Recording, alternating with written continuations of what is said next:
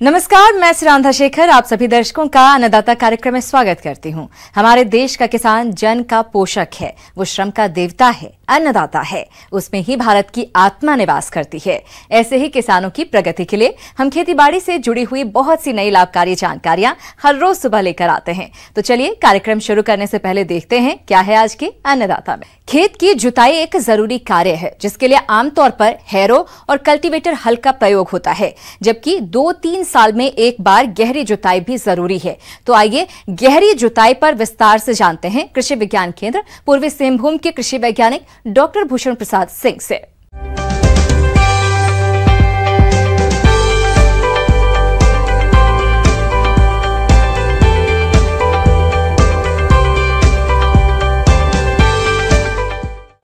आप किसान भाइयों को नमस्कार। इस आज के समय में जो हमारे बीच ये कोरोना वायरस चला हुआ है, इस बीच में हम लोग किसानों के लिए जो अधिक से अधिक जानकारी दे सकें, उनको लाभ पहुंचा सकें, इसी संदर्भ में हम लोग आज किसानों को जो एक ग्रीष्मकालीन खेत की जुताई जो हम कहते हैं गर्मी में खेतों की जुताई होनी चाहिए, उस पर हम चर्चा करेंगे। सबसे पहले तो कोरोना वायरस को लेकर हम कहेंगे कि किसान भाई सुरक्षित रहें, अपने मास्क का प्रयोग करें और ये देखें कि हम जो खेत में जो भी कृषि कार्य कर रहे हैं उसमें एक दूसरे से दूरी बना के रखें, सुरक्षित रहें और दूसरों के बीच भी संक्रमण न फैलाएं। अब हम बात करते हैं जो खेतों की तैयारी, जो गर्मी की जुताई है वो क्यों महत्वपूर्ण है। जैसा आप जान रहे हैं कि विभिन्न फसलों को बचाने के लिए या फिर हमारे मिट्टी को बचाने के लिए ग्रीष्मकालीन जुताई, जो गर्मी की जुताई है, वो काफ़ी महत्वपूर्ण है।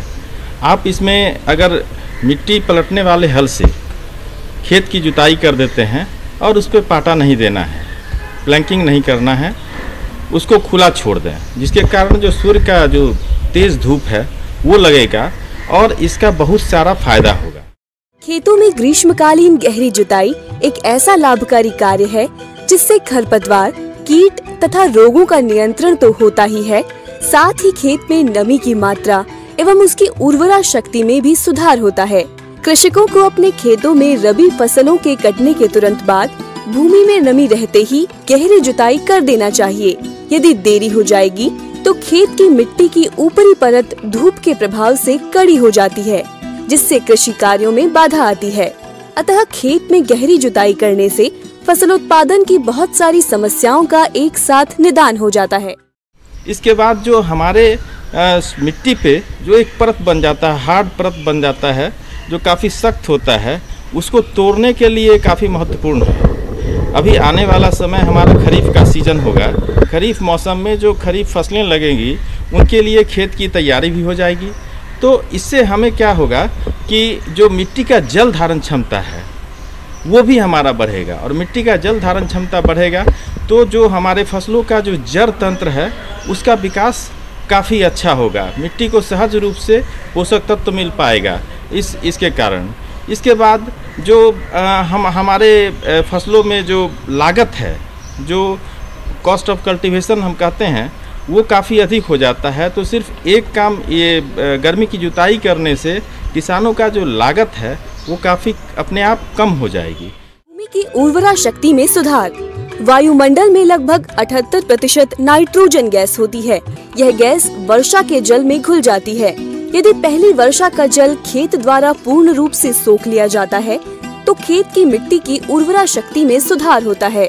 खेत में गहरी जुताई करने से मृदा में वायु संचार बढ़ने के साथ साथ सूर्य के प्रकाश का मृदा में सूक्ष्म जीवों जैसे बैक्टीरिया आदि की क्रियाशीलता पर अनुकूल प्रभाव पड़ता है, और यह सूक्ष्म जीव विभिन्न जैव रासायनिक क्रियाओं को संचालित कर मृदा की उर्वरा शक्ति को बढ़ाते हैं। इसके बाद जो हम ये सलाह देंगे कि जो खेतों की जुताई है अक्रॉस द स्लोप उसका इस्तेमाल करें, खेतों की जुताई करें। ये इन सब चीज़ों को अपनाने के बाद जो बहुत सारे हमारे जैसे निमेटोड हैं, जो कुछ ऐसे सूक्ष्म निमेटोड हैं जो कि मिट्टी के अंदर दबे होते हैं जिसको आप देख नहीं पाते हैं, अगर सिर्फ गर्मी की जुताई करते हैं तो ये निमेटोड ख़त्म हो जाएंगे और हमें काफ़ी राहत मिलेगी। फसलों को नुकसान से हम बचा पाएंगे। और मिट्टी को संरक्षित रखना और सुरक्षित रखना ये इस गर्मी की जुताई के माध्यम से काफ़ी महत्वपूर्ण है। हम अपने फसलों को भी सुरक्षित रख पाते हैं। तो आप सभी किसान भाइयों से अपने लागत को कम करने के लिए, अच्छी उपज प्राप्त करने के लिए, अच्छी खेती के लिए, रोग और बीमारी से बचाव के लिए आप अगर गर्मी की जुताई करते हैं तो ये आपके लिए काफ़ी लाभप्रद होगा। धन्यवाद।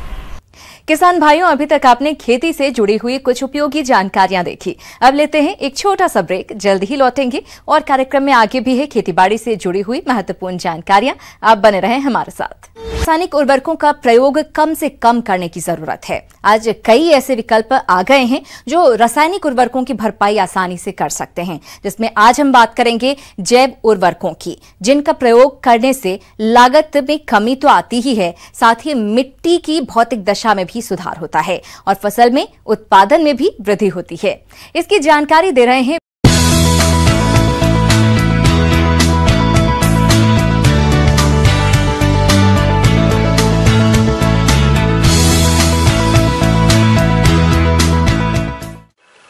तो मैं आपको बताना चाहूँगा कि ये जो जैव उर्वरक है, जिसको बायो फर्टिलाइज़र भी बोलते हैं, ये बैक्टीरिया, फंगस या जो भी उपयोगी सूक्ष्म जीवाणु हैं उसके इनोकुलम के मदद से बनाया जाता है। इन जीवाणुओं की प्रजनन क्षमता खेतों में जाकर काफ़ी तेज़ी से होने लगती है और खेतों में जाकर के ये आपके फसलों को काफ़ी फ़ायदा पहुंचाते हैं। कैसे पहुंचाते हैं?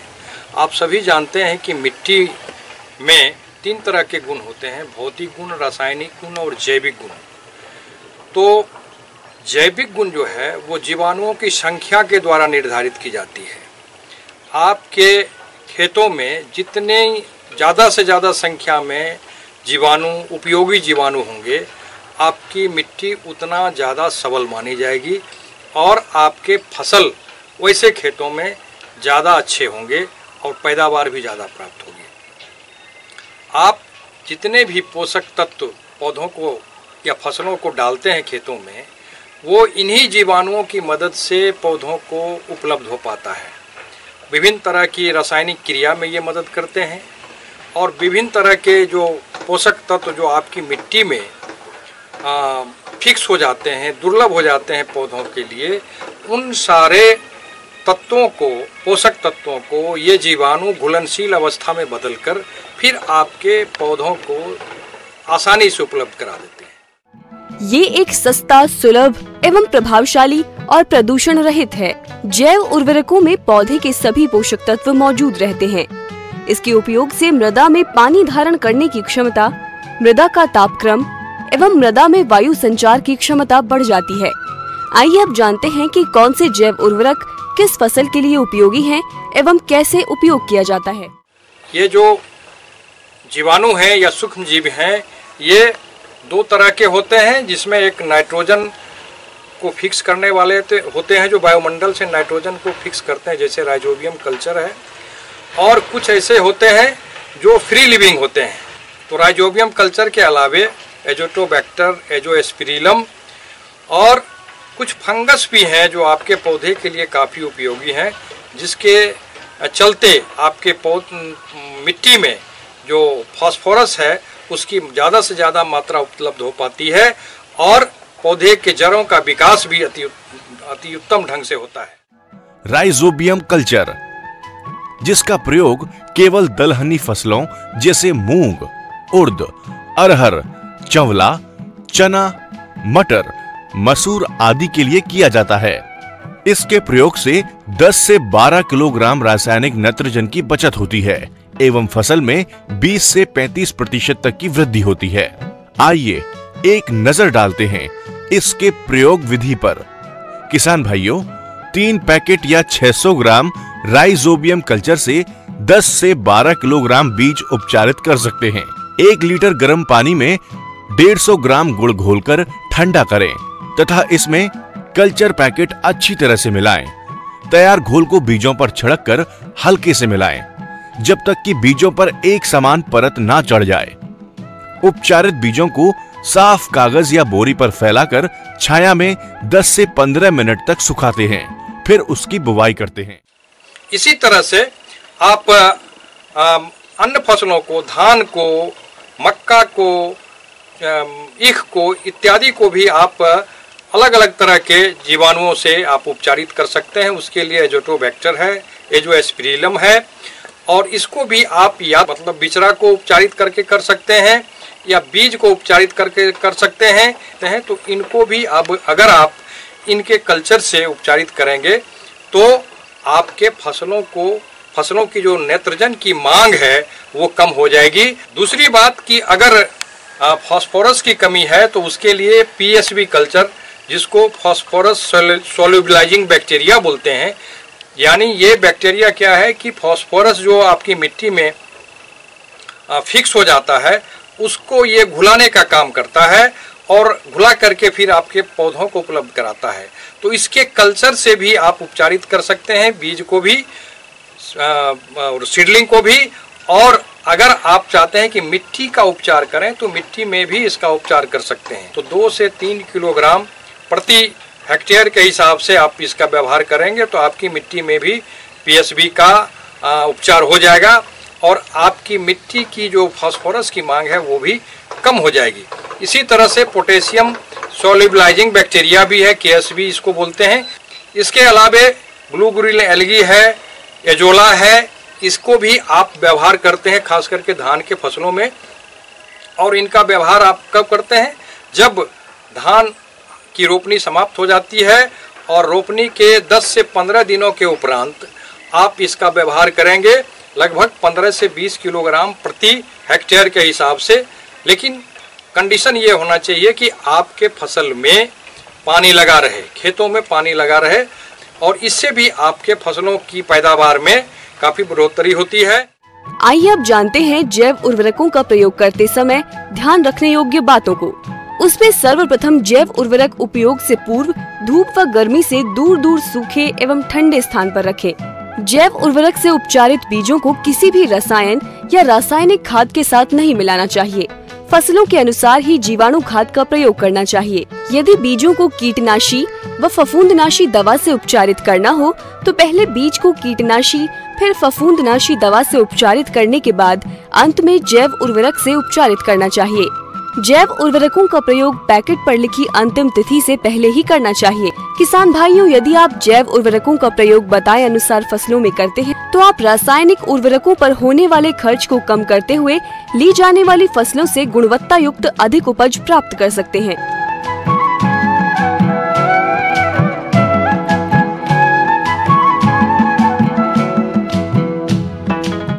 आगे और भी है खेतीबाड़ी से जुड़ी हुई बहुत सी रोचक जानकारियां, पर यहां पर रुकेंगे एक और ब्रेक के लिए। जल्द हाजिर होते हैं। हमारे राज्य के किसान खेतीबाड़ी के साथ विभिन्न कृषि सह व्यवसाय को अपनाकर अच्छा लाभ ले रहे हैं। इन्हीं व्यवसायों के तहत आज हम चर्चा कर रहे हैं बतख पालन की। जो किसान इस व्यवसाय से जुड़े हुए हैं वो इस समय बतखों की देखरेख कैसे करें, इस बारे में जानकारी दे रहे हैं डॉक्टर आर.के. गुप्ता।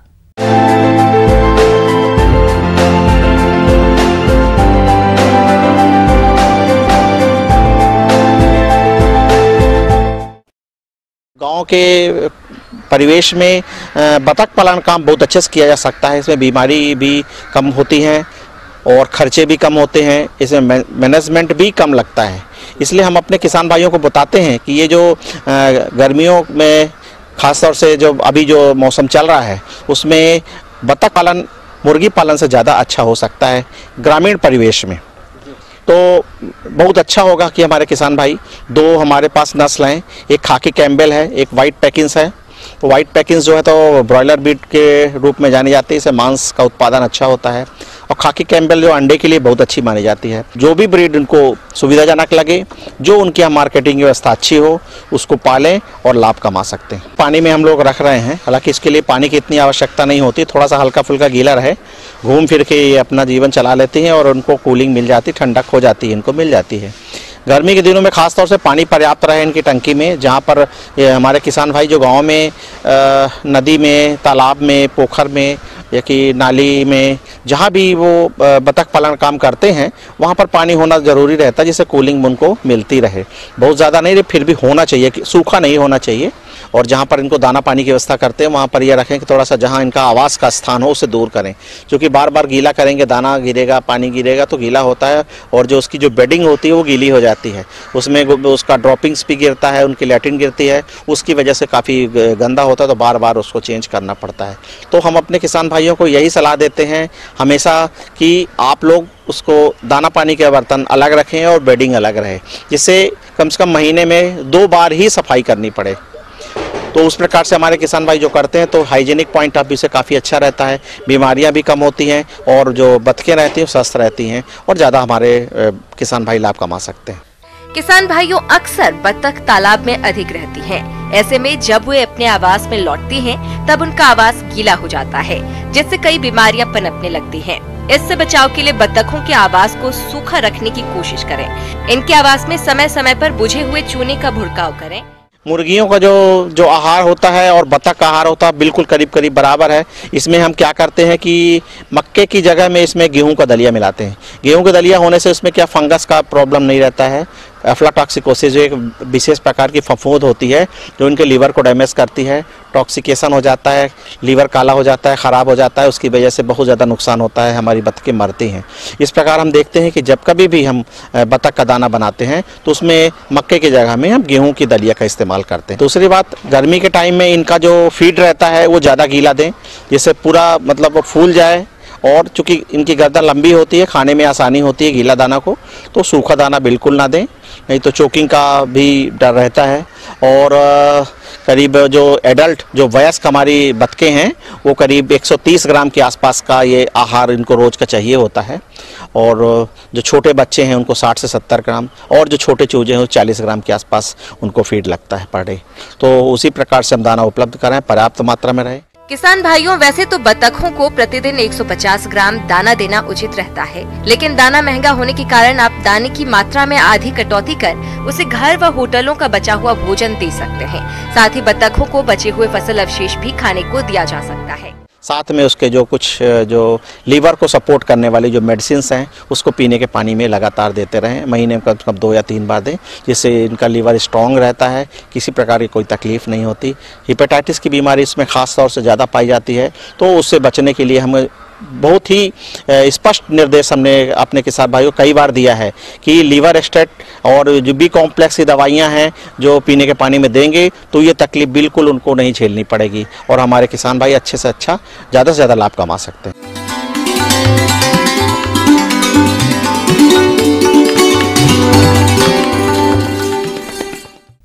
अन्नदाता हेल्पलाइन निःशुल्क फोन संपर्क सेवा के माध्यम से आपके द्वारा पूछे गए प्रश्नों में से 1 या 2 महत्वपूर्ण प्रश्न को हम अपने कार्यक्रम में शामिल करते हैं। इसी के तहत आज का चयनित प्रश्न और उसका जवाब इस प्रकार है। आज के अन्नदाता हेल्पलाइन में जिस प्रश्न को कार्यक्रम में शामिल किया गया है उसे पूछा है ग्राम रूपापुर, जिला पटना के किसान सुखदेव यादव ने। आप वर्मी कंपोस्ट तैयार करने की विधि पर जानकारी चाहते हैं, तो सुखदेव जी आपकी जानकारी के लिए प्रस्तुत है कार्यक्रम का यह अंश।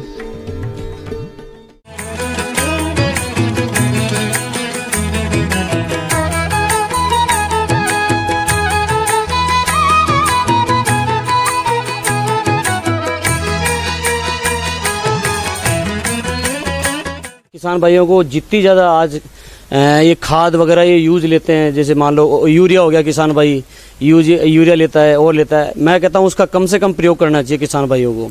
जितना कम से कम केमिकल डालेगा उसकी उतनी ही ज़्यादा भूमि की उर्वरा शक्ति बनी रहेगी। किसान भाई अभी भी लगातार उसी का उपयोग करे जा रहे हैं। कम से कम आप यूज करें, वो भूमि लंबी चलेगी, उर्वरा शक्ति बनी रहेगी। भूमि की उर्वरा शक्ति बनी रहेगी तो उसमें जो पोषक तत्व है ना वो हमेशा उसमें रहेंगे। तो वो जो पोषक तत्व जो ज़मीन के अंदर हैं वो पौधा जब भी लगेगा उसको पौधे को वो पौधा उस पोषक तत्व को लेगा। किसान भाइयों, आप वर्मी कंपोस्ट को अपने स्तर पर कम खर्च में आसानी से बना सकते हैं और इस वर्मी कंपोस्ट का फसलों में उपयोग करके खेती में लागत को कम करने के साथ साथ फसलों की पैदावार तो बढ़ा ही सकते हैं, इसके अलावा उपज की गुणवत्ता अच्छी रहती है। किसान भाई अभी एक तो ये जैसे सबके घर में पशु है, तो पशु से गोबर निकलता है, गोबर से ही वर्मी कंपोस्ट बनती है, केंचुए की खाद बनती है। किसान भाई अपने खेतों में, अपने घर के आसपास में कहीं भी खाली जगह हैं वहाँ पे शेड लगा के छाया में, और ये अपनी जो बेड है ये तैयार कर सकता है। अच्छा, किसान भाइयों को इसमें जरा सी भी कोई दिक्कत नहीं है, कहीं भी बाजार से अपने केंचुए खरीदे और अपना गोबर की खाद ली और उसमें तैयार करके और अपना, इसके साथ में वो उसकी आमदनी भी बढ़ेगी, उसकी भूमि की उर्वरा शक्ति बढ़ेगी। किसान भाइयों, वैसे तो कई तरह के केंचुए हैं, पर वर्मी कंपोस्ट बनाने के लिए आइसिनिया फोर्टिटा प्रजाति के केंचुए अच्छे होते हैं, जो कम समय में अच्छी तरह से वर्मी कंपोस्ट खाद बना देते हैं।